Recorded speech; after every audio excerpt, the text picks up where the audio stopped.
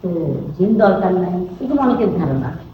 আসলে কেউ সুস্থ থাকার জন্য হাঁটাও তেমন প্রয়োজন, জিমও তেমন প্রয়োজন। তো সেই কারণে আমার মনে হয় যে দুটাই যদি করতে পারি আমরা, তাহলে নিজের শরীরটা ভালো থাকবে।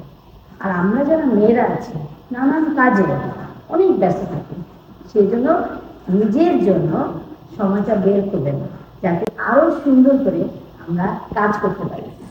সবাই আশা করব সুস্থ থাকবেন, নিজের জন্য বিনিয়োগ করবেন, নিজের উপরে বিনিয়োগ করবেন, জিম করবেন, হাঁটবেন এবং সুস্থ একটা জীবনযাপন করবেন, যাতে পরের উপর নির্ভরশীল হতে না হয়। সবাই ভালো থাকবেন, সুস্থ থাকবেন। খোদা হাফেজ।